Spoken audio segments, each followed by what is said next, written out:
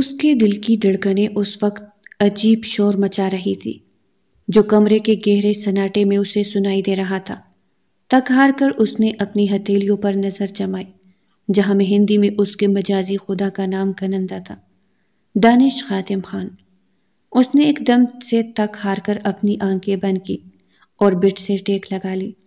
بیٹھ بیٹھ کر اس کی کمر تختہ بن چکی تھی۔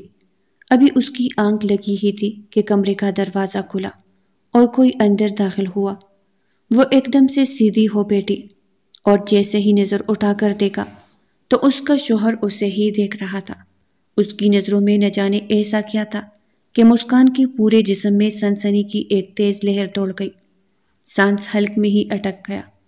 اس نے بے اختیار اپنی نظریں نیچی کر لی۔ سنو، نہ سلام نہ دعا، ڈائریکٹ سنو سے مخاطب کیا تو مسکان کا دل جیسے اسے انہونی کا احساس دلانے لگا۔ مسکان نے کوئی جواب نہ دیا، بس نگاہیں اٹھا کر سامنے دیکھا۔ اس نے ابھی تک گھونگھٹ اوڑھا ہوا تھا۔ یہ گھونگھٹ اتار دو، تمہیں دیکھ کر مجھے گھبراہٹ ہو رہی ہے۔ یہ کیسا عجیب جملہ تھا جو کسی دلہن کو اپنے دولہے سے سننے کو ملا۔ پھر اچانک سے اس کے دولہے نے اپنی شیروانی کے بٹن کھول دیے اور شیروانی بھی اتار دی۔ اب ایک بار پھر سے وہ اسے عجیب و غریب نگاہوں سے دیکھنے لگا۔ مسکان کا دل چاہا کہ وہ یہاں سے بھاگ جائے۔ زندگی نے کیسا ستم کیا تھا۔ وہ اس وقت رو بھی نہیں سکتی تھی کہ نہ جانے مقابل کیا سوچ لیتا۔ اسی دوران وہ آگے بڑھا اور ایک جھٹکے سے اس کے سر پر پنوں سے ٹکا ہوا دوپٹہ اس زور سے کھینچا کہ اس کے کئی بال ٹوٹ کر اس کے ہی ہاتھوں پر گر پڑے۔ مسکان کی ایک چیخ نکلی اور اگلے ہی لمحے اس نے اپنے دونوں ہاتھ منہ پر جما کر اپنے حلق سے نکلنے والی چیخ کا گلا ہی گونٹ دیا۔ دوسرے ہی لمحے دانش خاتم خان نے اسے ہاتھ سے کھینچ کر کھڑا کیا۔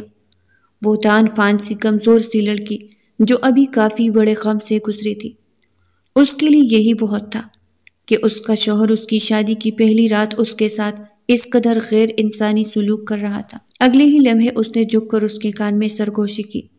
تمہیں کیا لگتا ہے میں تمہیں اپنے دل کی رانی بناؤں گا؟ تم میری جوتی کے قابل بھی نہیں ہو۔ اس کی آواز میں اس قدر وحشت تھی کہ مسکان کو لگا وہ کبھی اگلا سانس نہیں لے پائے گی۔ تم جیسی عورتوں سے میں سخت نفرت کرتا ہوں جو اپنی معصومیت کا فائدہ اٹھا کر کسی کو بھی اپنے جال میں پنسا لیتی ہے۔ اس کی آواز میں اس قدر غصہ تھا، مسکان کا دل تڑپ کے رہ گیا۔ اس سے پہلے کہ وہ اس سے الگ ہوتی، اس نے ایک جھٹکے سے آگے بڑھ کر اس کے بدن پر موجود لباس کو بے دردی سے کھینچ کر اسے بے لباس کر دیا۔ وہ دونوں ہاتھوں سے اپنا برہنہ وجود چھپائے رونے لگی۔ رو کیوں رہی ہو؟ میں تمہارا شوہر ہوں اور تم میری بیوی ہو۔ یہی سب کچھ تو ہوتا ہے نا پہلی رات؟ وہ گہری نظروں سے اسے دیکھتا ہوا بولا۔ اس نے پلٹ کر الماری سے ایک خفیہ بوتل نکالی اور پھر گلاس میں اسے انڈیلا۔ اس کی طرف دیکھ کر مسکرانے لگا۔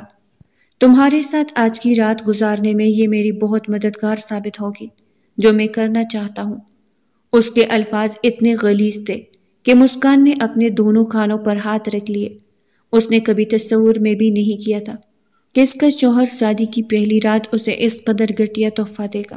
اس نے آگے بڑھ کر اپنا بے لباس وجود بیڈ شیٹ سے چھپا لیا۔ دانش خاتم خان یہ دیکھ کر زوردار قہقہا لگا کر ہنس پڑا۔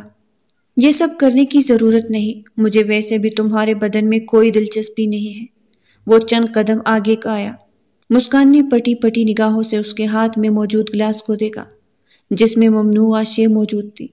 اگلے ہی لمحے اس نے ایک ایسی حرکت کی جسے دیکھ کر مسکان کا دل چاہا کہ زمین پھٹے اور وہ اس میں سما جائے۔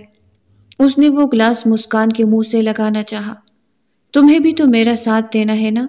پیو پیو جب تک اسے پیو گی، نہیں تو آج کی رات مزہ کیسے آئے گا؟ وہ زبردستی اس کا جبڑا اپنے ہاتھوں میں تھامے اس کے منہ میں مشروب انڈیلنے لگا۔ چھوڑ دے مجھے، خدا کے لیے چھوڑ دے، یہ کیا کر رہے ہیں؟ کچھ تو رحم کھائے۔ وہ دونوں ہاتھوں سے اسے پھرے کرتی اس کے قدموں میں گر پڑی۔ تمہاری ہمت کیسے ہوئی میرے سامنے اپنی زبان کھولنے کی؟ اگلے ہی لمحے وہ اسے بٹ پر دھکا دے چکا تھا اور کسی وحشی جانور کی طرح اس کے اوپر جھک کر اپنی ساری شدتیں اس کے اندر اتارنے لگا۔ مسکان کی آنکھیں ابھل پڑی۔ اس نے زندگی میں کبھی اتنا درد محسوس نہیں کیا تھا جتنا اپنے سامنے موجود اس وحشی درندے نے اسے دیا تھا۔ ہٹ جائے، خدا کے لیے ہٹ جائے۔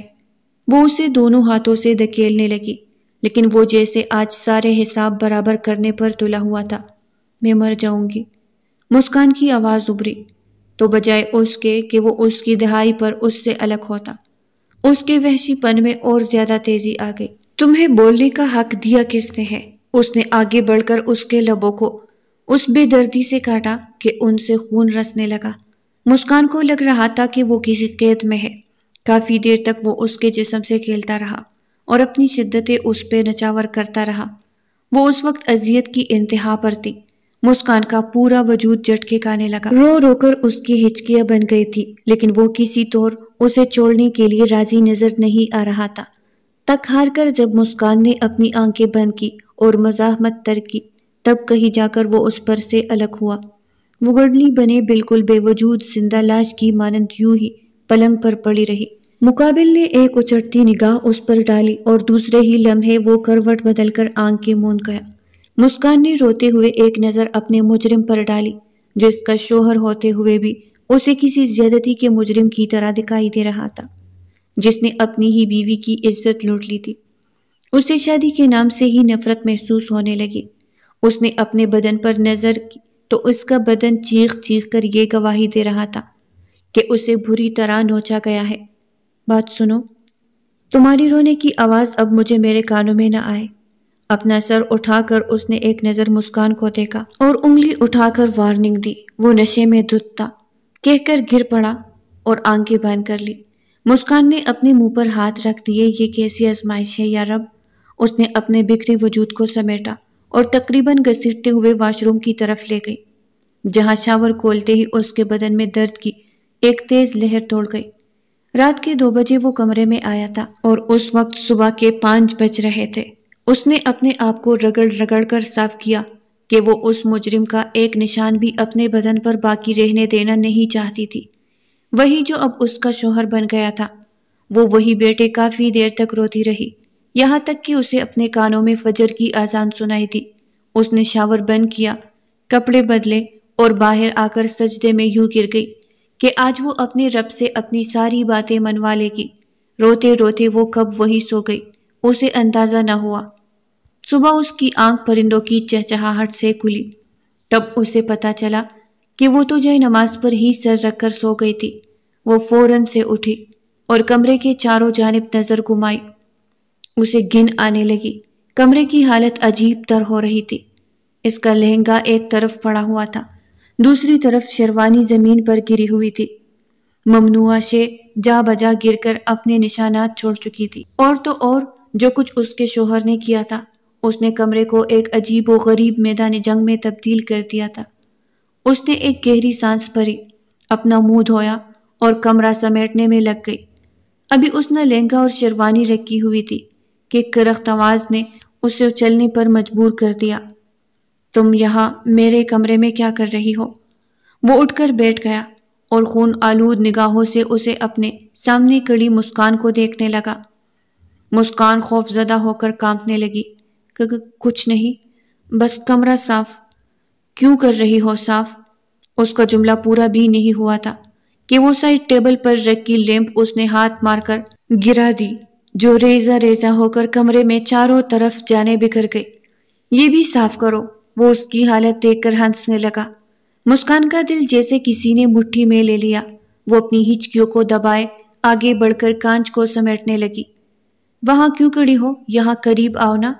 کیا مجھ سے خوف کھا رہی ہو؟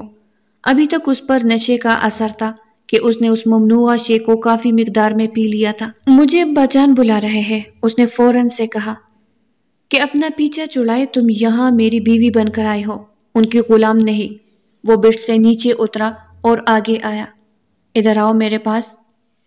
اس نے آواز کو کافی حد تک نرم کر لیا۔ مسکان اس کی اس بدلتی شخصیت کو دیکھ کر رہ گئی۔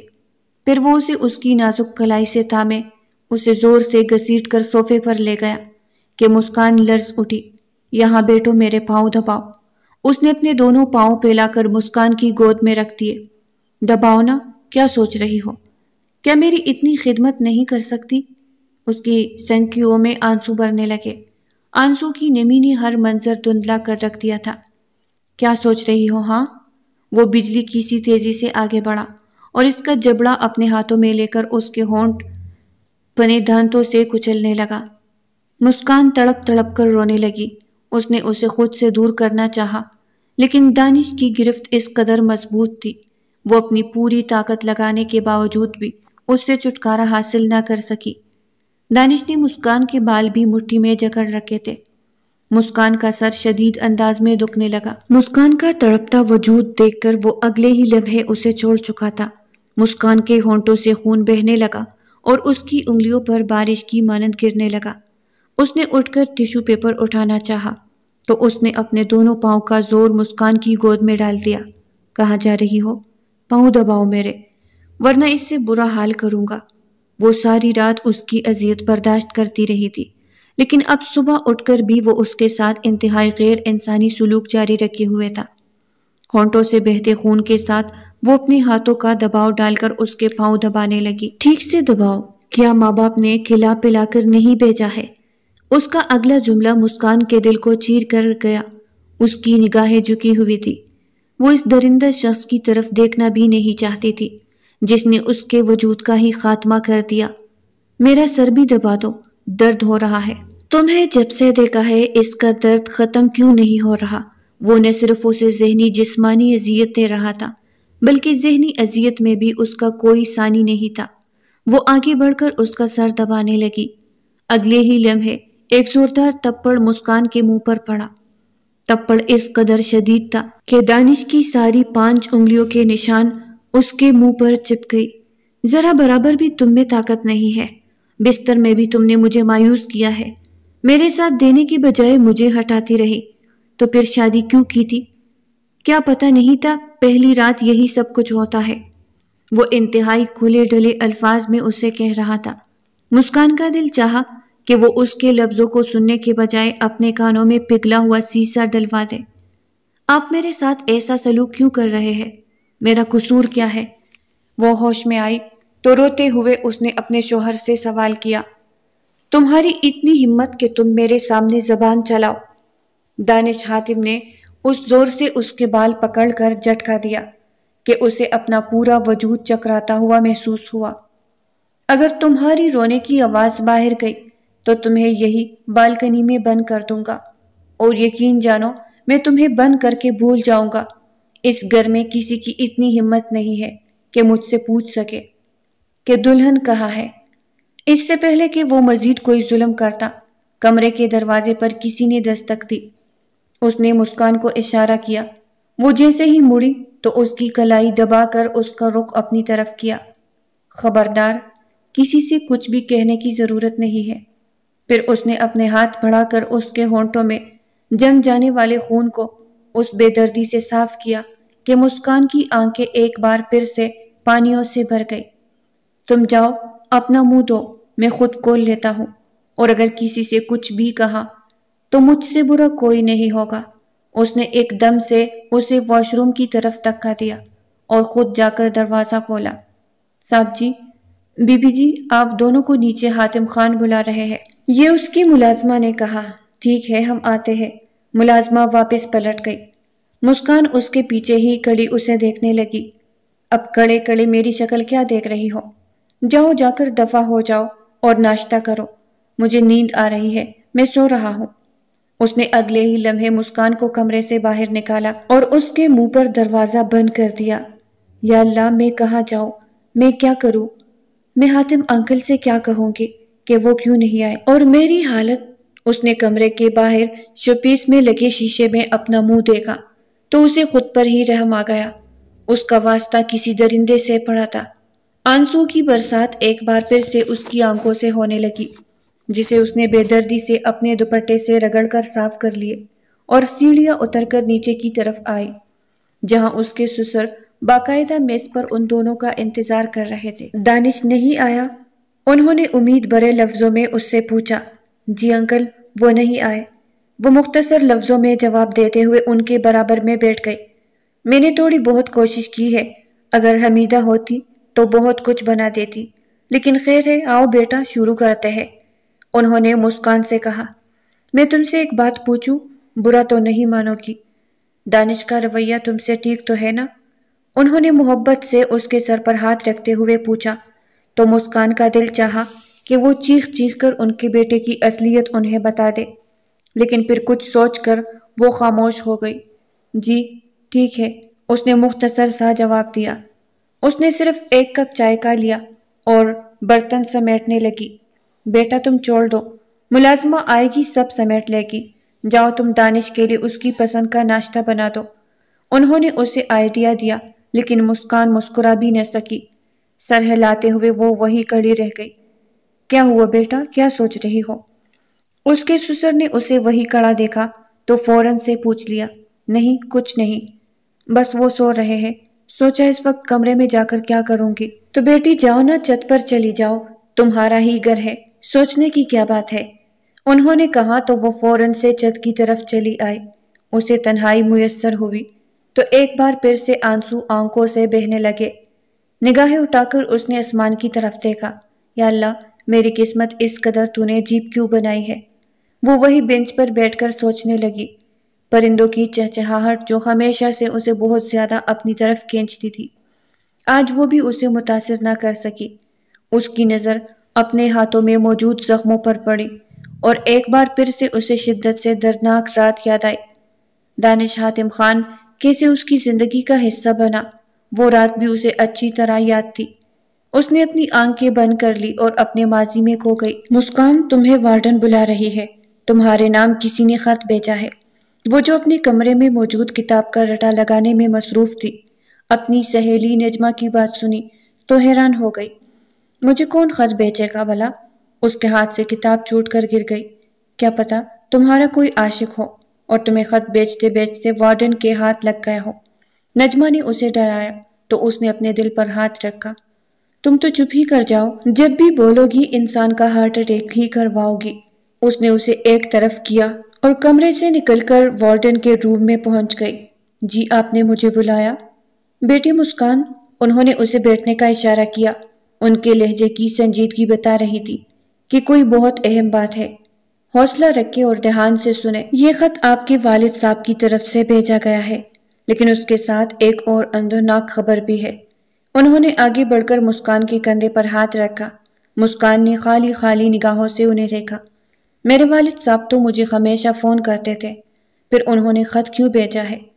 وہ معصومیت سے پوچھنے لگی تو وارڈن کا دل چاہا کہ وہ اسے گلے سے لگا کر ساری حقیقت بتا دے۔ دیکھو صبر سے سنو، حوصلہ رکھو۔ تمہارے والد صاحب نے خط اسی لیے لکھا تھا کہ جب تمہارے پاس پہنچے تب تک وہ اپنا اصل مقصد حاصل کر لے۔ کیا مطلب؟ میں سمجھی نہیں۔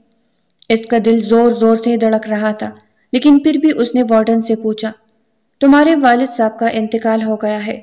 انہوں نے خط میرے نام لکھا ہے جس میں کہا گیا ہے کہ ان کی طبیعت کافی دنوں سے خراب ہے اور انہیں یہ پوری امید تھی کہ جب تک یہ خط تم تک پہنچے گا تب تک وہ اس دنیا سے رخصت ہو جائیں گے۔ انہوں نے خط میں یہ بھی لکھا ہے کہ پڑوس کا رمیز ان کو بہت خیال رکھ رہا ہے۔ اگر وہ ٹھیک ہو گئے تو خود اپنی بیٹی کو لینے آئیں گے، اور اگر وہ ٹھیک نہ ہوئے تو مسکان سے کہہ دیا جائے کہ مسکان ان کے دوست حاتم خان کے گھر چلی جائے۔ نہیں، یہ آپ کیا کہہ رہے ہیں؟ ایسے نہیں ہو سکتا۔ وہ ایک دم سے شدت سے اپنی جگہ سے کھڑی ہو گئی اور زور زور سے رونے لگی۔ ہم کیا کر سکتے ہیں بیٹا، یہ معیشت الہی ہے، صبر کرو، صبر سے ہی کام لینا ہوگا۔ اور ویسے بھی اب امتحانات کے بعد تمہیں میں خود اپنی سرپرستی میں حاتم خان کے گھر پہنچا دوں گی کہ تمہارے والد صاحب نے یہ خط میرے نام لکھا تھا اور میری ذمہ داری لگائی ہے۔ مجھے افسوس ہے کہ تمہارا واحد سہارا بھی اس دنیا سے چلا گیا ہے، لیکن ہم کیا ہی کر سکتے ہیں۔ انہوں نے آگے بڑھ کر اسے گلے سے لگا لیا، لیکن اسے گہرا صدمہ پہنچا تھا۔ وہ بالکل خاموش ہو کر رہ گئی۔ اس کے والد صاحب نے اسے اپنے آخری لمحات میں خود سے ملنے نہ دیا۔ وہ اچھی طرح جانتی تھی کہ وہ چاہتے تھے وہ اپنے امتحانات پر توجہ دے، لیکن اب کیسے امتحانات، کہاں کے امتحانات؟ اس نے غائب دماغی سے سارے پیپرز دیے اور پھر وارڈن کی نگرانی میں حاتم خان کے گھر آ گئی، جہاں اس کی ملاقات اس کے والد کے دیرینہ دوست حاتم خان سے ہوئی۔ بیٹا، تمہارے والد صاحب کا خط مجھ تک بھی پہنچ گیا ہے۔ انہوں نے تمہاری سرپرستی کی ذمہ داری مجھے سونپی ہے۔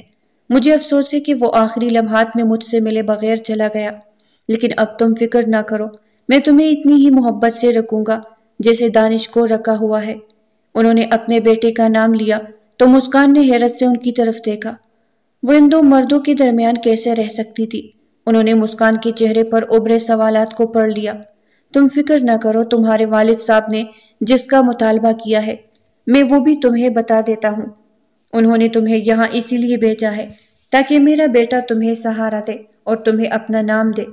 مسکان کے پیروں تلے سے زمین کھسک گئی تھی۔ نہیں نہیں انکل، میں ہاسٹل میں رہ لوں گی، میں یہاں کیسے رہ سکتی ہوں؟ میں بھی شادی نہیں کرنا چاہتی۔ وہ روتے ہوئے ان کے سامنے التجا کرنے لگی۔ بیٹا، اب تم میری ذمہ داری ہو، تمہیں میرے پاس ہی رہنا پڑے گا، اور اگر تم انکار کرو گی تو پھر میں تمہارے باپ سے کیسے نظریں ملا پاؤں گا؟ میں صرف تمہارا نکاح کر رہا ہوں، رخصتی اسی وقت ہوگی جب تم چاہو گی۔ تم اچھی طرح جانتی ہو کہ مستقبل میں کسی بھی قسم کے حادثے سے بچنے کے لیے میں یہ کر رہا ہوں۔ ظاہر ہے میں بھی جانتا ہوں اور تم بھی کہ تم ہم دو مردوں کے درمیان نہیں رہ سکتی جب تک کہ کوئی رشتہ نہ بنا ہو۔ میں تمہارا رشتہ دانش خان سے کر رہا ہوں اور اگلے ہفتے تمہارا نکاح ہے۔ تب تک تم اپنے آپ کو ذہنی طور پر تیار کر سکتی ہو۔ میری بھی یہ مجبوری ہے اور تمہاری بھی، اس کے علاوہ ہمارے پاس اور کوئی چارہ نہیں ہے۔ انہوں نے انتہائی محبت سے اس کا چہرہ تپتپاتے ہوئے اس سے کہا، اور وہاں سے چل دیے۔ لیکن مسکان کی تو پوری زندگی ہی بدل کے رہ گئی۔ ایک دن اسے خط ملا اور چند دن بعد ہی وہ خاتم خان کی گھر پہنچ گئی، جہاں اسے یہ خبر سنائی گئی کہ وہ ان کی بہو ہے اور انہوں نے اسی کی خاطر یہ فیصلہ لیا ہے۔ تنہائی ملتے ہی وہ پھوٹ پھوٹ کر رو پڑی۔ امی بابا، آپ اتنا جلدی کیوں چلے گئے؟ اپنی مسکان کو اکیلا چھوڑ گئے، وہ بھی ان اجنبیوں کے پاس جنہیں میں نہ بچپن سے دیکھا ہے نہ جانا ہے۔ روتے روتے وہ وہی صوفے پر بیٹھی تھی کہ کب اس کی آنکھ لگی اسے پتہ نہ چلا۔ ہوش تو تب آیا جب کسی نے اسے انتہائی شدت سے جھنجھوڑا۔ اے لڑکی، کون ہو تم اور یہاں کیا کر رہی ہو؟ اٹھو یہاں سے۔ اس نے آنکھیں کھول کر دیکھا تو ایک غیر شناسا سا مرد اسے دکھائی دیا۔ کون ہے؟ وہ ڈر کر پیچھے ہوئی۔ وہی تو میں تم سے پوچھ رہا ہوں کہ تم کون ہو؟ میں اس گھر کا مالک ہوں، دانش خاتم خان، لیکن تم کون ہو اور یہاں کیا کر رہی ہو؟ چلو نکلو یہاں سے۔ ان ملازموں کو بھی نا بابا نے سر پہ چڑھا کے رکھا ہوا ہے، گھر کے اندر تک گھسے چلے آتے ہیں، اس نے انتہائی نفرت سے کہا۔ تو مسکان کے ہوش اڑے۔ یہ تو وہی شخص ہے جس سے اس کا نکاح ہونے جا رہا ہے، لیکن یہ اس قدر زہر کیوں گلتا ہے؟ دانش، یہ شفیق احمد کی بیٹی ہے، میرا دیرینہ دوست، تم جانتے تو ہو۔ انہوں نے آگے بڑھ کر مصلحت سے کام لیا اور دانش کو حقیقت بتائی تو وہ ناگواری سے اسے دیکھنے لگا۔ لیکن بابا، اس کا یہاں کیا کام ہے؟ ہمارے گھر میں کوئی عورت تو موجود نہیں جو یہ یہاں رہے گی۔ دانش نے سینے پر بازو لپیٹ کر ایک گہری نظر اس پر ڈالی تو وہ حاتم خان کے پیچھے چھپ گئی۔ اس کا بھی میں نے انتظام کر دیا ہے، تم میرے کمرے میں چلو، مجھے تم سے ضروری بات کرنی ہے۔ مسکان بیٹا، تم کھانا کھا لینا، ٹھیک ہے، اور گیسٹ روم میں سو جانا۔ انہوں نے اسے ہدایت کی اور دانش کو لے کر اپنے کمرے کی طرف آ گئے۔ بابا، آپ اچھی طرح جانتے ہیں کہ مجھے اس گھر میں کسی عورت کا وجود برداشت نہیں ہے، تو پھر یہ یہاں کیا کر رہی ہے؟ کمرے میں جاتے ہی اس نے اونچی آواز سے کہا تو حاتم خان نے اسے سرزنش کی۔ کیا ہو گیا ہے؟ دھیرے بات کرو، وہ سن لے گی، اسے کتنا برا لگے گا۔ سنتی ہے تو سن لو، اس میں میرا کیا قصور ہے؟ اسے یہاں نہیں آنا چاہیے تھا، بس میں آپ سے یہی کہہ رہا ہوں کہ اسے یہاں سے بھیج دے۔ اس نے انتہائی بیزاری سے حاتم خان سے کہا۔ وہ یہاں سے کہیں نہیں جائے گی۔ کیوں؟ لیکن کیوں؟ یہ ہمارا گھر ہے اور اس گھر کا فیصلہ میں نہیں لے سکتا کیا؟ وہ اپنے سر پکڑ کر وہی کرسی پر بیٹھ گیا۔ میں نے کہا نا، میں نے اس کا انتظام کر دیا ہے۔ کیا مطلب ہے آپ کا؟ کیسا انتظام؟ وہ اپنی کن پٹی مسلنے لگا۔ اس کا نکاح ہے تمہارے ساتھ اگلے ہفتے۔ انہوں نے اس کے سر پر بم گرا۔ کیا؟ وہ ایک دم سے اپنی جگہ سے کھڑا ہوا، ایسا لگ رہا تھا کہ جیسے ساتوں آسمان اپنی پوری قوت کے ساتھ اس کے اوپر آ گرے ہو۔ یہ نہیں ہو سکتا، آپ شاید بھول رہے ہیں کہ میں کبھی شادی نہیں کروں گا۔ اس نے اپنے والد صاحب کے سامنے احتجاج کیا۔ تم فطرت سے دور نہیں بھاگ سکتے، تمہیں آج نہیں تو کل کسی سے تو شادی کرنی ہی ہے، تو پھر وہ مجبور لڑکی ہی کیوں نہیں سہی؟ اس کا اس دنیا میں کوئی نہیں ہے۔ اس نے اپنے باپ کی بات کاٹی۔ اگر اس دنیا میں کوئی نہیں ہے، اس کا مطلب یہ ہے کہ سب کا ٹیکہ آپ نے لے رکھا ہے۔ اس کا غصہ آسمان کو چھونے لگا۔ تمیز سے بات کرو دانش، وہ لڑکی انتہائی شریف گھرانے سے ہے۔ اب اگر تم نے اسی طرح شادی کے نام پر بھاگنا شروع کر دیا تو مجھ سے برا کوئی نہیں ہوگا۔ ہر عورت ایک جیسی نہیں ہوتی، میں تمہیں کتنی بار سمجھا چکا ہوں۔ انہوں نے آگے بڑھ کر اس کے سامنے ہاتھ جوڑ دی۔ اور اس بار میں کوئی بدمزگی نہیں چاہتا، تمہیں اس سے شادی کرنی ہوگی ورنہ پھر تم میرا مرا ہوا منہ دیکھو گے۔ انہوں نے کہا تو وہ تڑپ کے رہ گیا۔ بابا آپ ایسا کیسے کہہ سکتے ہیں؟ حاتم خان اس کی بات سنے بغیر ہی کمرے سے نکل گئے۔ اس لڑکی نے آتے ساتھ ہی میری زندگی میں تباہی پھیلانا شروع کر دی۔ میں اسے نہیں چھوڑوں گا، میں اسے اس قابل ہی نہیں رہنے دوں گا کہ وہ کسی سے کچھ کہہ سکے۔ وہ مجبور ہو کر مجھے چھوڑ دے گی، کیونکہ دانش خان اپنی زندگی میں کبھی کسی عورت کا وجود برداشت نہیں کر سکتا، نہ ماں کے روپ میں نہ بیوی کے روپ میں۔ وہ زہر آلود لہجے میں خود سے مخاطب ہو کر کہنے لگا۔ اور پھر اگلے ہفتے اس نے مسکان سے نکاح کے وقت اس نے ایک ایسا دھماکہ کیا کہ حاتم خان تو کیا مسکان بھی اچھل کے رہ گئی۔ وہ تو یتیمی کی وجہ سے ان کے رحم و کرم پر تھی، لیکن دانش کے ذہن میں نہ جانے کیا چل رہا تھا۔ اس نے نکاح والے دن ہی اپنے والد صاحب سے کہہ دیا کہ وہ اسے رخصت کروانا چاہتا ہے۔ مسکان نے دھڑکتے دل کے ساتھ اسے دیکھا۔ اس کی آنکھوں میں ایک عجیب سی وحشت تھی۔ اور پھر شادی کی پہلی رات اس کے ساتھ جو کچھ ہوا، اس نے مسکان کو اس قدر اذیت پہنچائی تھی کہ اسے اپنے ماں باپ کے جانے کے بعد بھی ایسی اذیت نہیں برداشت کرنی پڑی تھی جیسی اذیت دانش حاتم خان نے اسے ایک دن میں پہنچائی تھی۔ شادی کے دوسرے دن رات کو جب وہ اپنے کمرے میں آئی تو اسے وہ کہیں بھی نظر نہیں آیا۔ اس نے سکون کا سانس لیا۔ وہ اس کے لیے ایک مانسٹر کی صورت اختیار کر گیا تھا جس کی موجودگی میں اسے اپنا سانس بند ہوتا ہوا محسوس ہوتا۔ اسی دوران کمرے میں ملازمہ آئی اور اسے نیچے کھانے کے لیے بلایا۔ مجھے بھوک نہیں ہے، مسکان کا جواب سن کر پلٹی بات سنے ملازمہ نے اس کی جانب دیکھا۔ دانش حاتم خان کہاں ہے؟ اس نے اس سے پوچھا۔ ملازمہ چند لمحے اسے حیرت سے دیکھتی رہی۔ کیا آپ کو بتا کر نہیں گئے؟ وہ الٹا اس سے سوال کرنے لگی۔ نہیں، اس نے مختصر جواب دیا۔ وہ تو 3 دن کے لیے ٹور پر چلے گئے ہیں، بزنس ٹور پر۔ آج رات کو ہی ان کی فلائٹ تھی۔ ملازمہ کے منہ سے اسے اپنے شوہر کے بارے میں علم ہو رہا تھا، لیکن یہ بات اسے بالکل بھی بری نہ لگی۔ اس نے شکر ادا کیا۔ خدا تیرا شکر ہے کہ مجھے 3 دن اس شخص کی شکل دیکھنے کو نہیں ملے گی، ورنہ اگر یہ یہی ہوتے تو شاید ان کی اذیتیں برداشت کر کر کے میں قبر میں ہی اتر جاتی۔ اس نے انتہائی دکھ سے سوچا اور سونے کے لیے لیٹ گئی۔ جیسے ہی وہ آنکھیں بند کرتی اس کی آنکھوں میں وہی سارے منظر دوڑ جاتے۔ پوری رات وہ سو نہ سکی۔ 3 دن اسی طرح بے خوابی کی نظر ہو گئی۔ وہ سونا چاہتی تھی لیکن نیند اس کی آنکھوں سے جیسے روٹ گئی تھی۔ تیسرے دن اس کا ذہن بار بار اس سوچ کو لے کے پریشان ہو جاتا کہ حاتم خان نے اگر دوبارہ واپس آ کر اسے وہی اذیتیں پہنچائی تو وہ کیا کرے گی۔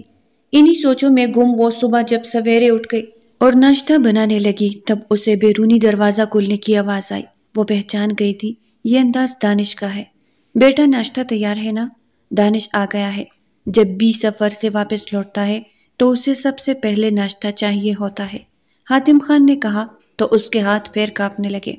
جی ٹھیک ہے، اس نے اپنے سسر کو جواب دیا اور کپ کپاتے ہاتھوں سے ٹرے تھام کر وہ اپنے کمرے کی طرف چلی آئی کہ وہ سب سے پہلے اپنے کمرے کی طرف بڑھا تھا۔ دروازہ کھول کر وہ اندر آئی۔ وہ بیڈ پر لیٹا ہوا تھا۔ مسکان کو دیکھ کر اس کی آنکھوں میں نفرت چمکی۔ کس کی اجازت سے اندر آ رہی ہو؟ اس کے سوال پر وہ اچھل پڑی۔ ٹرے اس کے ہاتھ سے چھوٹ کر گر گئی۔ بات سنو میری۔ وہ اس بات کو سراسر نظر انداز کیے اپنا ہاتھ آگے بڑھا کر اسے اپنے برابر میں بٹھانے لگا۔ یہ اس میں کچھ کپڑے ہیں، یہ تم دیکھ لینا، اور آج رات کو آفس کا ڈنر ہے، تمہیں لازمی یہی ڈریس پہننا ہے جو میں نے تمہارے لیے سلیکٹ کیا ہے، سمجھ گئی تم؟ 7 بجے تم مجھے بالکل ریڈی نظر آؤ، میں تمہیں ایک پارٹی میں لے جاؤں گا۔ حاتم خان نے انگلی اٹھا کر کہا تو وہ حیرت سے اسے دیکھنے لگی۔ اب یہاں کڑے کڑے میری شکل کیا دیکھ رہی ہو؟ جاؤ جا کر ملازمہ کو بلاؤ، وہ سمیٹے یہاں سے، دانش نے گرجدار لہجے میں کہا۔ اور ہاں، دوبارہ یہاں قدم مت رکھنا، میں سفر سے کافی تھکا ہوا آیا ہوں، مجھے سکون چاہیے، اور تمہارے ہوتے ہوئے ظاہر ہے وہ مجھے نہیں مل سکتا۔ اس نے طنز کے تیر چلانے سے خود کو باز نہ رکھا۔ مسکان پلٹ کر کمرے سے نکل آئی۔ جاتے جاتے اس نے وہ شاپر اٹھانی نہ بھولی جس میں وہ کپڑے لایا تھا۔ وہ کپڑے لے کر گیسٹ روم میں آ گئی اور جیسے ہی اس نے کھول کر دیکھا تو اس کا ماتھا ٹھنکا وہ انتہائی شارٹ ویسٹرن ڈریس تھا جو گھٹنوں تک آ رہا تھا۔ میں یہ کیسے پہن سکتی ہوں؟ اس نے اس ڈریس کو وہی پھینکا۔ یہ سمجھتے کیا ہے خود کو؟ میں ان کی کٹ پتلی ہوں، جیسے چاہے مجھے استعمال کریں گے۔ وہ سارے کپڑے وہی پہن کر رونے لگی۔ اسے ملازمہ نے پیغام پہنچایا کہ 7 بجے تیار ہو کر وہ گاڑی میں بیٹھ جائے۔ یہ صاحب جی کا پیغام ہے، بعد میں جائے تمہارے صاحب جی۔ اس نے کہہ تو دیا، لیکن پھر اس کے ظلم کا خیال آتے ہی وہ اٹھ کر چاروں نے اچار تیار ہونے لگی۔ اس نے وہ بلیک کلر کی فل میکسی پہن لی جو اس کے جسم سے بالکل چپکی ہوئی تھی۔ اسے بہت زیادہ غیر آرام دہ سے محسوس ہونے لگا۔ ہلکا سا میک اپ کر کے وہ اس کے حکم کے مطابق گاڑی میں جا کر بیٹھ گئی۔ تھوڑی دیر بعد وہ اسے گھر سے باہر نکلتا ہوا نظر آیا۔ ایک نظر اٹھا کر مسکان نے اس کی طرف دیکھا اور دیکھتے ہی رہ گئی۔ وہ بہت ہینڈسم لگ رہا تھا۔ یہ تم نے کیا پہن لیا ہے؟ آتے ساتھ ہی اس نے تنقید کی۔ مجھے یہ ڈریس سب سے بہتر لگا سو میں نے یہی پہن لیا۔ یہ چادر اس ویسٹرن ڈریس پر پہن کر میری بے عزتی کروانے کا پورا پلان ہے تمہارا؟ ہاں؟ وہ دوڑا۔ میں اسے نہیں اتار سکتی۔ وہ روحان سی ہوئی دانش نے نفرت سے رخ موڑ کر ساری توجہ گاڑی کی جانب مرکوز کر دی۔ گاڑی اپنی منزل پر آ کر رک گئی۔ وہ دروازہ کھول کر اندر چلا گیا۔ کتنا بدتمیز انسان ہے یہ شخص۔ اب میں اندر کیسے جاؤں؟ کیا میں وہاں کسی کو جانتی تک نہیں ہوں؟ اس سے رونا آنے لگا، لیکن پھر اس نے اپنی میکسی سنبھالتے ہوئے قدم آگے بڑھائے۔ وہاں رنگ اور بو کا جیسے سیلاب تھا۔ عورتیں وہاں انتہائی جسکولے ڈھلے لباس میں موجود تھی۔ مسکان کا دل چاہا کہ وہ اپنی آنکھوں پر ہاتھ رکھ لے، لیکن وہاں وہ عورتیں مردوں میں آزادانہ گھوم رہی تھی۔ ادھر آ جاؤ، وہاں کیوں کھڑے ہو؟ ان کے پاس بیٹھو۔ مسکان نے دانش کو دیکھ کر قدم اس کے طرف بڑھائے ہی تھے کہ وہ اسے ہاتھ تھام کر مردوں کے درمیان ایک محفل میں لے گیا۔ مسکان کو بہت زیادہ گھبراہٹ محسوس ہوئی۔ وہ اسے وہاں بٹھا کر کہیں اور چلا گیا۔ بہت خوبصورت ہے آپ۔ سوچ نہیں سکتا تھا کہ دانش کی چوائس اتنی اچھی ہو سکتی ہے۔ وہ شخص جو اس کے سامنے تھا اسے اپنی نگاہوں کے حصار میں لیتا ہوا بولا۔ تو مسکان کا دل چاہا کہ وہ اپنے ہاتھ میں پکڑا جوس کا گلاس اٹھا کر اس کے منہ پر دے مارے۔ ہاں ٹھیک کہہ رہے ہو تم، بہت زیادہ اچھی چوائس ہے دانش کی۔ اس نے سر سے لے کر پیر تک اسے دیکھا تو مسکان کو ٹھنڈے پسینے آنے لگے۔ دانش کہاں ہے آپ؟ دانش آپ کہاں رہ گئے ہیں؟ جو بھی تھا وہ اس کا مجازی خدا تھا، اور اس وقت وہ اسے شدت سے یاد آیا۔ کیا ہوا؟ آپ گھبرا کیوں رہی ہے؟ اسے اپنی محفل ہی سمجھے۔ Excuse me.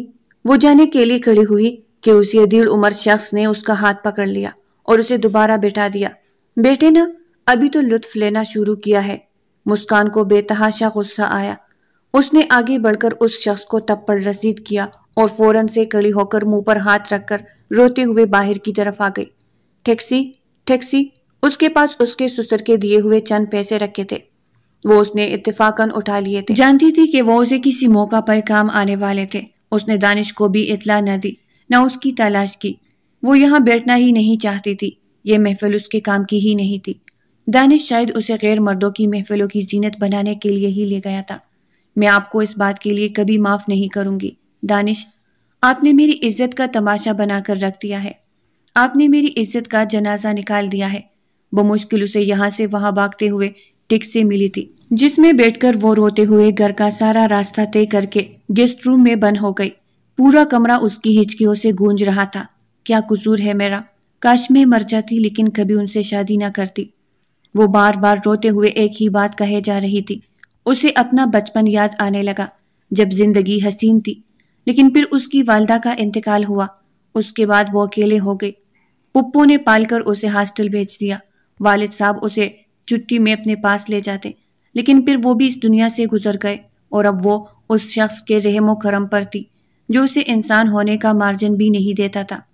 اس نے کپڑے تبدیل کر لیے تھے اور انتہائی صدمے کی حالت میں اڑی ترچی ہو کر بیڈ پر لیٹی بار بار وہ منظر یاد کرنے لگی۔ اسی دوران کمرے کا دروازہ رات کے 3 بجے کسی نے زور زور سے بجایا۔ وہ ایک دم سے اپنے سینے پر ہاتھ رکھ کے اٹھ کر بیٹھ گئی۔ کون ہے؟ اس نے پوچھا۔ خوف سے اس کے رونگٹے کھڑے ہو گئے۔ دروازہ کھولو ورنہ میں تمہاری جان لے لوں گا۔ آواز سن کر اس کا سانس حلق میں ہی اٹک گیا۔ دانش آپ؟ اس نے کپ کپاتے ہونٹوں سے اس کا نام لیا۔ باہر آؤ۔ تمہاری ہمت کیسے ہوئی میرے کولیگ پر ہاتھ اٹھانے کی؟ تم اپنے ہوش میں تو تھی؟ اس کی خمار آلود آواز اور مدہوش آواز پر یہ ثابت کر رہی تھی کہ وہ نشے میں ہے۔ میں نے کچھ نہیں کیا ہے۔ وہ وہی بیٹھ کر روتے ہوئے اسے صفائی دینے لگی۔ باہر آؤ ورنہ مجھ سے برا کوئی نہیں ہوگا۔ دروازہ اس زور سے بجایا جا رہا تھا اور ساتھ ہی ساتھ وہ بولنے کی کوشش بھی کر رہا تھا۔ مسکان نے اپنے منہ پر ہاتھ رکھ کر روتے ہوئے اپنی سسکی دبائی۔ اس سے پہلے کہ وہ سنبھلتی، لاکھ کھلا وہ انتہائی تیز کے ساتھ اندر داخل ہوا۔ آگے بڑھ کر اس نے مسکان کے بال اپنی مٹھی میں زور سے جکڑے کہ اس کی آنکھوں کے سامنے اندھیرا آ گیا۔ تمہاری ہمت کیسے ہوئی یہ حرکت کرنے کی، اور میری اجازت کے بغیر تم وہاں سے کیسے آئے؟ مسکان نے اپنے بال اس سے چھڑوایا۔ آپ نے کیا کیا؟ آپ نے مجھے غیر مردوں کے آگے کتے کی طرح ڈال دیا۔ کیا آپ کو ذرا برابر بھی احساس ہے کہ میں آپ کی بیوی ہوں اور میری عزت آپ کی بھی عزت ہے؟ لیکن آپ میری عزت کو نیلام کرنے کے لیے مجھے وہاں اپنے ساتھ لے گئے۔ وہ زور زور سے چلا چلا کر اس سے کہنے لگی، تمہاری اتنی ہمت کہ تم میرے سامنے زبان درازی کر رہی ہو۔ وہ تب پڑوں کی بارش اس پر کر چکا تھا۔ وہ چیخ چیخ کر روتے ہوئے اسے روکنے لگی۔ چلو میرے ساتھ، تمہیں سبق سکھاتا ہوں کہ میرے حکم سے روگردانی کا کیا نتیجہ ہوتا ہے۔ اس کی آنکھوں کے آگے اندھیرا آ گیا۔ وہ 2 بھیانک راتیں اسے آج بھی اچھی طرح یاد تھی، جس میں دانش نے اسے اپنے پیروں تلے رون کر رکھ دیا تھا۔ میں کہیں نہیں جاؤں گی آپ کے ساتھ، وہ چلائی اور اپنا ہاتھ چھڑایا۔ اسے دھکا دے کر وہ تیزی سے کمرے سے بھاگتے ہوئے اوپر کی جانب سیڑھیاں چڑھنے لگی۔ اس نے مڑ کر دیکھا تو وہ غصے سے سرخ لال پیلا ہوتا اس کے پیچھے دوڑنے لگا۔ وہ اندھا دھند ایک کمرے میں داخل ہوئی اور دروازہ بند کر دیا۔ خوف کے مارے اس کا برا حال تھا، جسم کانپنے کی آخری حد تک پہنچ چکا تھا۔ اس کا دل چاہ رہا تھا کہ وہ ابھی اور اسی وقت خود کو ختم کر لے۔ کبھی نہیں سوچا تھا کہ زندگی اتنا بھیانک وقت بھی اسے دکھائے گی۔ دروازہ کھولو ورنہ میں اس دروازے کو توڑ کر بھی اندر داخل ہو سکتا ہوں۔ اس نے آس پاس نظر دوڑائی۔ یہ اس کی اسٹڈی روم تھی جس میں بہت سی کتابیں رکھی ہوئی تھی۔ میز پر بھی بہت سامان موجود تھا۔ میں نہیں کھولوں گی دروازہ، آپ جو کرنا چاہتا ہے کر لے۔ میں اب مزید آپ کا ظلم برداشت نہیں کروں گی۔ آپ سمجھتے کیا ہے خود کو؟ کیا خدا ہے آپ؟ مسکان زور سے چلانے لگی۔ ظاہر ہے وہ بھی انسان تھی۔ اس کی بھی برداشت کی حد اب ختم ہو گئی تھی۔ حاتم خان نہ جانے کہاں رہ گئے تھے۔ شاید وہ دوائیاں کھا کر سو رہے تھے، اس لیے ابھی تک بیدار نہ ہو سکے۔ ٹھیک ہے تو پھر اسی اسٹڈی میں تم مری رہو، تمہیں کوئی نہیں کھولے گا۔ تم خود جب تک باہر نہیں آؤ گی اسی قید میں رہو گی۔ اسے باہر سے دروازہ لاک ہونے کی آواز آئی۔ وہ ڈبل لاک لگا چکا تھا، اب وہ باہر نہیں نکل سکتی تھی۔ شور تھم گیا تو وہ وہی دیوار سے ٹیک لگا کر بیٹی زور زور سے رونے لگی۔ یا اللہ، یہ کیسی آزمائش ہے؟ کیا میں اتنی گئی گزری ہوں کہ میرے نصیب میں تجھے یہی شخص ملا تھا لکھنے کے لیے؟ اس نے اللہ سے بے پناہ شکوے کیے اور ساری رات وہی بیٹھ کر روتی رہی۔ خوف ابھی بھی اس کے اندر کنڈلی مارے بیٹھا تھا کہ اگر وہ ابھی دروازہ کھول کر باہر نکلنا بھی چاہے تو کیا پتہ وہی اس کا منتظر ہو۔ وہ ذہنی طور پر بیمار تھا، اس بات کا اسے اندازہ ہو گیا۔ کافی دیر تک رونے کے بعد جب اس کا دل بھر گیا تو وہ آہستہ آہستہ قدموں سے اٹھتی ہوئی اسٹڈی کی طرف آئی۔ مشینی انداز میں اس نے سارے دراز کھولنا شروع کر دیے کہ کہیں سے کوئی چابی مل جائے، لیکن ناکام رہی۔ اسی تلاش میں اس کا ہاتھ ایک ڈائری پر لگا جو چوٹ کر گر گئی۔ اس نے جیسے ہی وہ ڈائری اٹھائی تو یہ دیکھ کر حیران ہوئی کہ دانش حاتم خان ڈائری بھی لکھتا ہے۔ نہ چاہتے ہوئے بھی وہ کرسی کھینچ کر وہیں بیٹھ گئی اور سوجی ہوئی آنکھوں سے وہ ڈائری پڑھنے لگی۔ آج کا دن میری زندگی کا سب سے خوبصورت دن ہے۔ آج وہ مجھے ملی ہے، لگتا ہے سب کچھ مل گیا ہے۔ مائرہ میری زندگی ہے اور میں اسے خود سے کبھی جدا نہیں کر سکتا۔ اسے خود سے جدا کروں گا تو میں مر جاؤں گا۔ صفحے پر پہلی تحریر یہی لکھی تھی اور یہ 5 سال پہلے کی تحریر تھی۔ وہ صفحے پلٹاتی گئی۔ اس کا رویہ مجھ سے نہ جانے کیوں بدل گیا ہے اور میں اندر ہی اندر ختم ہوتا جا رہا ہوں۔ امی بھی مجھے چھوڑ کر چلی گئی۔ انہیں اپنا عاشق عزیز تھا اور اب میں نے انتہائی مشکل کے بعد مائرہ پر یقین کیا تو وہ بھی ماں جیسی ہی نکلی۔ وہ بھی مجھے چھوڑ کر جا رہی ہے اور میں قطرہ قطرہ ختم ہو رہا ہوں۔ آج کے بعد میں کسی عورت پر بھروسہ نہیں کر سکتا۔ یہ سب ایک جیسی ہی ہوتی ہے۔ پیسوں کے پیچھے پاگل۔ میرے اچھے دن بھی آئیں گے لیکن تب تک مائرہ مجھ سے دور جا چکی ہوگی۔ میں اسے کبھی معاف نہیں کروں گا۔ اس کے بعد بہت سے صفحات خالی تھے۔ دانش کی ذہنی حالت کیوں خراب تھی؟ ان 2 تحریروں نے اسے اچھی طرح باور کروا دیا تھا۔ اگر آپ کی زندگی میں 2 عورتوں نے آپ کو دھوکہ دیا ہے تو اس کا یہ مطلب تو ہرگز نہیں ہے کہ تیسری بھی آپ کی ذات کی دھجیاں اڑائے گی۔ ڈائری میں اور بھی بہت کچھ لکھا ہوا تھا جسے پڑھ کر اس کی آنکھوں میں آنسو آ گئے۔ آخری صفحے پر پہنچ کر اس کا سانس اٹک گیا۔ لکھا تھا، مسکان میری زندگی میں آئی ہے تو پھر سے جینے کو دل کرتا ہے۔ وہ ایک اچھی لڑکی لگتی ہے، لیکن اگر وہ بھی مائرہ اور میری ماں جیسی ہی نکلی تو میں کیا کروں گا؟ میں اسے اس حد تک جانے ہی نہیں دوں گا کہ وہ مجھے توڑ کر چلی جائے۔ میں اسے خود توڑ دوں گا۔ مسکان کی ہچکی بن گئی۔ اسے سمجھ آ گیا تھا کہ دانش اس کی جان کا دشمن کیوں بنا ہوا ہے۔ اس نے اپنے آنسو صاف کیے، ڈائری وہی رکھی۔ میں اس گھر سے پیچھا نہیں چھڑا سکتی، لیکن میں اس گھر کو سنوار تو سکتی ہوں نا۔ اس نے ایک عزم کے ساتھ سوچا اور چابیاں تلاش کرنے لگی۔ اسے ایک چھوٹی چابی نظر آ گئی تو شاید ڈبل لاک کی ہی تھی۔ اس نے کمرے کا دروازہ کھولا تو وہ آسانی سے کھل گیا۔ شکر ادا کرتے ہوئے وہ بغیر خوف کے کمرے میں داخل ہوئی، لیکن یہ کیا، وہ اوندے منہ بیڈ پر لیٹا ہوا تھا۔ ایسا لگ رہا تھا کہ جیسے بے ہوش ہو گیا ہو۔ اس کے منہ سے جاگ نکل رہا تھا، دانش، دانش۔ وہ فوراً سے بھاگ کر اس کے پاس آئی اور اسے ہلانے لگی۔ او مائی گاڈ، ان کی تو طبیعت بہت زیادہ خراب ہے۔ اس نے دیکھا جا بجا گلاس پڑے ہوئے تھے اور وہ ممنوعہ شے کی بوتل پوری کی پوری خالی نظر آ رہی تھی۔ یا میرے اللہ! اس نے فوراً سے بھاگ کر خاتم خان کو اطلاع دی اور وہ دونوں اسے لے کر اسپتال آ گئے۔ ان کی جان بہت زیادہ خطرے میں ہے۔ انہوں نے اتنا زیادہ نشہ کر لیا ہے کہ اگر انہیں ہوش نہ آیا تو یہ اپنی جان سے گزر جائیں گے۔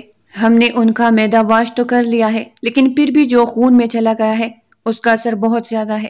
وہ وہی بیٹھ کر خالی خالی نگاہوں سے آسمان کو تکنے لگی۔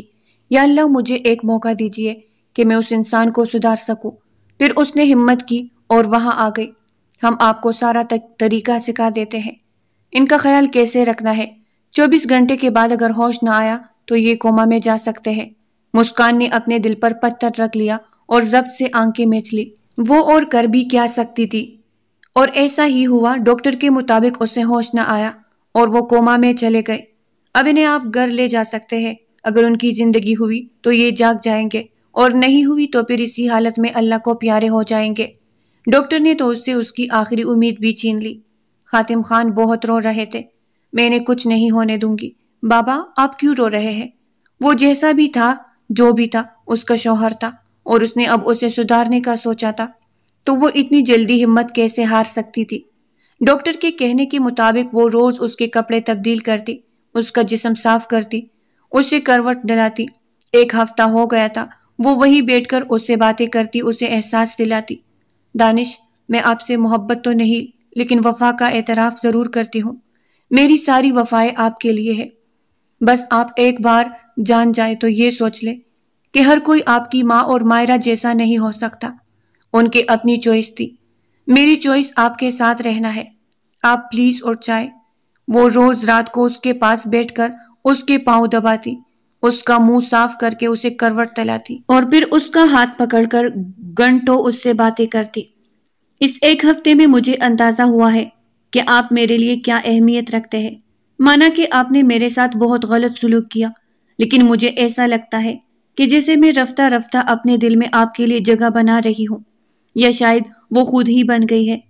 اسی طرح رات کو باتیں کرتے کرتے اس کے سینے پہ سر رکھ کر سو جاتی۔ 2 ہفتے گزر چکے تھے اور اس کی طبیعت میں کوئی بہتری نہیں آئی تھی۔ یا اللہ، مجھ پر رحم کھا لیجیے۔ اس کے دونوں ہاتھ تھامے انہیں باری باری اپنی آنکھوں سے لگا کر چوم رہی تھی۔ میں آپ کی تکلیف کا اندازہ کر سکتی ہوں۔ آپ کے دل پر جو 2 لوگوں نے بے وفائی کا تیر چلایا ہے، میں اسے آہستہ آہستہ نکال رہی ہوں۔ بس آپ ایک بار آنکھیں کھول لیجئے۔ اس رات ہچکیوں سے روتے ہوئے اس نے اللہ کے حضور دعا کی تھی اور پھر دوبارہ سے اس کے برابر میں آ کر اس کے سینے پر سر رکھ کر نیم دراز ہو کر لیٹ گئی تھی۔ آدھی رات کو آنکھ کھلی تو نیند میں اسے ایسا محسوس ہوا جیسے کسی نے اسے اپنی باہوں کے حصار میں لیا ہے۔ وہ ایک دم سے اٹھ بیٹھی۔ وہ آنکھیں کھولے اسے دیکھ کر مسکرا رہا تھا۔ دانش، آپ کو ہوش آ گیا؟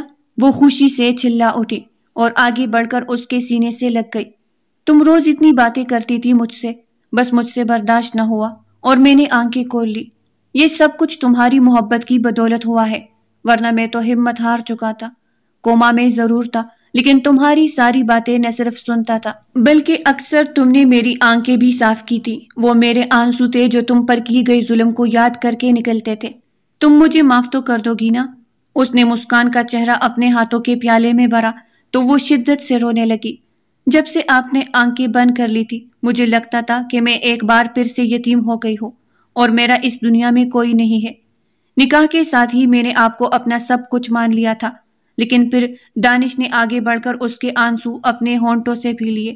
مسکان نے نگاہیں اٹھا کر اس کی طرف دیکھا۔ اس کی آنکھوں میں ندامت تھی، شرمندگی تھی اور ساتھ ہی ساتھ نفرت کے بجائے محبت کا جذبہ غالب تھا۔ تمہیں پا کر اندازہ ہوا ہے کہ ہیرے کی بے قدری کر رہا تھا۔ مجھے معاف کر دو۔ وہ آہستہ آہستہ دھیمے لہجے میں اپنے دونوں ہاتھ جوڑ کر اس سے کہہ رہا تھا، میں آپ کو معاف کر دوں گی، سب کچھ ٹھیک ہو جائے گا، بس آپ ٹھیک ہو جائے۔ مسکان نے آگے بڑھ کر اس کے ماتھے پر شدت سے بوسہ دیا تو دانش نے اسے اپنی باہوں کے حصار میں لے لیا۔ وہ ہوش میں آ چکا تھا، اس کی طبیعت بہتر ہو رہی تھی۔ 1 مہینے بعد جب وہ چلنے پھرنے کے قابل ہو گیا تب مسکان اسے گاڑی میں لے آئی۔ تم مجھے کہاں لے جا رہی ہو؟ وہ اس سے پوچھنے لگا۔ آپ چلے تو صحیح، میں بتاتی ہوں نا۔ ہاں، یہاں سے ٹرن موڑے۔ ان کی زندگی حسین ہو گئی تھی۔ مسکان نے اس کی خدمت کر کے اسے اس قابل کر دیا تھا کہ وہ اپنے پیروں پر چل کر گھر سے باہر نکلا اور ڈرائیونگ بھی کر رہا تھا۔ ہاں، یہاں روک دے۔ گاڑی روکی اور جیسے ہی دانش نے نظریں اٹھا کر دیکھا تو اس کی آنکھوں میں آنسو آ گئے۔ سامنے رباب سینٹر نشہ چھڑانے والا ادارے کا بورڈ لگا ہوا تھا۔ میں چاہتی ہوں کہ آپ نے جس ممنوعہ شے کو غم غلط کرنے کے لیے اپنے ہونٹوں سے لگایا تھا اب آپ اسے ہمیشہ کے لیے اپنی زندگی سے نکال دیں۔ بھلا میرے ہوتے ہوئے کسی نشے کی ضرورت ہے آپ کو؟ آخری بات پر دانش نے شدت سے، جذبات کی شدت سے مغلوب ہو کر اسے اپنے سینے میں بھینچ لیا۔ چلے۔ پھر مسکان نے اپنا ہاتھ آگے کیا تو وہ اس سے الگ ہو کر اس کا ہاتھ تھام کر رباب سینٹر میں چلا آیا۔ اب آپ کا یہاں ایڈمیشن ہو گیا ہے۔ مجھے امید ہے کہ آپ اپنی زوجہ کی اس بات کو رد نہیں کریں گے۔ باہر نکلتے ہوئے اس نے دانش سے کہا۔ یہاں اس کے کچھ سیشن ہونے تھے جو اس کی دماغی حالت اور نشے کی عادت چھڑانے کے لیے بہت ضروری تھے۔ تم جیسی بیوی ملنا بہت بڑی نعمت ہے۔ اگر تم نہ ہوتی تو شاید بہت کچھ غلط ہو جاتا۔ مسکان نے آگے بڑھ کر اس کے لبوں پر ہاتھ رکھا اور پھر اپنے ہاتھوں پر ہونٹ رکھ کر اس سے اظہار محبت کیا۔ یہ پردہ کیوں ہے بیچ میں؟ دانش نے خمارآلود لہجے میں کہا اور اس کا ہاتھ اٹھا کر اس کے ہونٹوں پر چپ گیا، لیکن اس بار اس میں نرمی تھی، محبت تھی اور شدت تھی۔ نفرت نہ تھی، ظلم نہ تھا۔ دانش، یہ گھر نہیں ہے۔ مسکان نے مسکراتے ہوئے اسے خود سے الگ کیا۔ تو کیا ہوا؟ گھر چل کر باقی کا رومانس پورا کر لیں گے۔ دانش کی بات سن کر وہ کلکلا کر مسکرانے لگی۔ یہ منظر دانش کو دنیا کا سب سے حسین منظر لگا تھا جب مسکان اس کی ہمراہی میں آنسو بہانے کی بجائے مسکرا رہی تھی۔ اسی طرح مسکراتی رہو اور میرے دل کے تار چھیلتی رہو۔ اس نے آگے بڑھ کر اس سے اپنی باہوں کے حصار میں لے لیا۔ زندگی حسین ہو گئی تھی۔ مسکان نے اس کی زندگی کو سمجھ کر اپنے آپ کو سمجھا کر دونوں کی زندگی کو بچا لیا تھا۔ اگر وہ ایسا نہ کرتی تو بہت کچھ غلط ہو جاتا، لیکن اب بہت کچھ بہترین ہو گیا تھا۔ محبت ان پر قطرہ قطرہ نازل ہو رہی تھی اور وہ دونوں ایک دوسرے کو اپنا جیون ساتھی مان کر زندگی کے بہترین دن گزار رہے تھے۔